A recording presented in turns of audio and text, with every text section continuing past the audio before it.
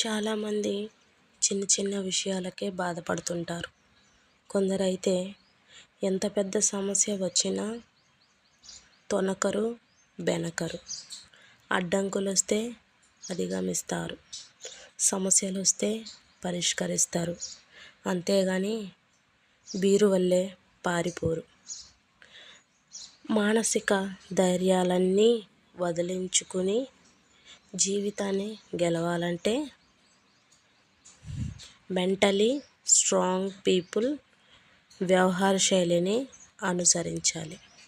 అది ఎలాగంటే మార్పును ఆహ్వానించే నైజం లేకపోతే అయిష్టంగా సర్దుకుపోవాల్సి పరిస్థితి వస్తుంది. ఇది మీకు కష్టమే, ఎదుటివారికి కష్టమే. కాబట్టి మార్పును ఆహ్వానించండి, ఆస్వాదించండి. మార్పును గుర్తుపెట్టుకోండి, మొదటిది. రెండవది, జరిగిన దానికి పశ్చాత్తాపడుతూ స్వనిందకు పాల్పడుతూ ఉంటే జీవితం అక్కడే ఆగిపోతుంది. కాబట్టి కష్టాలు, నష్టాలు అశాశ్వతాలనే విషయాన్ని గ్రహించి జీవితంలో ముందుకు సాగాలి. సవాళ్లను అంచనా వేయండి. రిస్క్ లేని జీవితం ఉప్పు లేని పప్పులా చప్పగా ఉంటుంది. అలాగని ఎలాంటి ఎత్తుగడలు, ప్రణాళికలు లేకుండా సవాళ్లను స్వీకరించడం తప్పు. కాబట్టి సవాళ్ల బరువు తూచి లాభనష్టాలు అంచనా వేసి ముందడుగు వేయండి. అపజయాల్ని గెలవాలి. గెలుపు ఓటములు సహజం. ఓటమితో ప్రయత్నాలు మానుకుంటే గెలుపెలా సాధ్యపడుతుంది? ఓడిన చోటే నెగ్గాలి.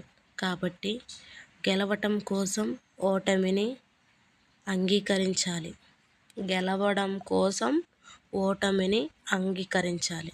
గుర్తుపెట్టుకోండి. 100 మంది చేయలేని పని ఒక హేళన చేస్తుంది. భరించడం తెలియకపోతే బంధాలను నిలుపుకోలేము. తెగించడం తెలియకపోతే బంధాల నుండి బయటపడలేము. ఇదేంటి కుకింగ్ వీడియో చేస్తూ ఇలాంటి మాటలు చెప్తుంది అనుకుంటారా? నాకు ఒక అలవాటు ఉంది. నేను తెలుసుకున్న ఏమైనా మంచి మాటలు ఉన్నాయనుకో నలుగురికి చెప్పాలనే ఒక ఇది ఉంటుంది నాకు. అందుకే సర్లే వీడియోలోకి వెళ్తే, ఇది వచ్చేసి నేను కూడా డైట్ కోసం రైస్ తక్కువ తినడం కోసం వెజిటేబుల్ పప్పులేసి ఇలా చేశాను.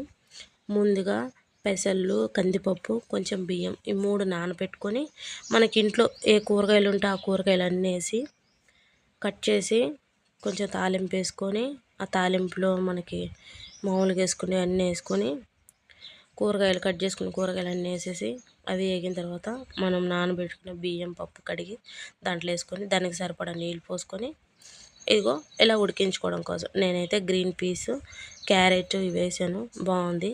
ముసలోళ్ళ దగ్గర నుంచి చిన్నపిల్లల వరకు తినొచ్చు. చాలా టేస్ట్గా ఉంది. అంటే ఎక్కువ రైస్ తిన్నప్పుడు ఎలా ఉంటుందో నేనైతే ఇది గమనించాను. షుగర్ ఉన్నా, బీపీ ఉన్నా, ఇక ఎవరైనా ప్రతి ఒక్కరు రైస్ తక్కువ తినాలనుకునే వాళ్ళు ఇలా ట్రై చేసి చూడండి. చాలా బాగుంది టేస్ట్ అయితే.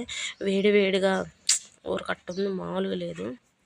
ఇక అల్లం వెల్లుల్లి పేస్ట్, మంచిగా ఉప్పు, కారం, పసుపు, మనకి వెజిటేబుల్ కిచిడి మసాలా, ఎక్కువ మసాలా ఏం లేదు, లైట్గా. సరేనండి, ఈ వీడియో మీకు నచ్చిందా? ఈ వీడియో మీకు నచ్చితే ప్లీజ్ లైక్ అండ్ సబ్స్క్రైబ్. నా ఛానల్ ఇంకా టైలరింగ్ వీడియోస్ వస్తుంటాయి. ప్లీజ్ నన్ను సపోర్ట్ చేయండి.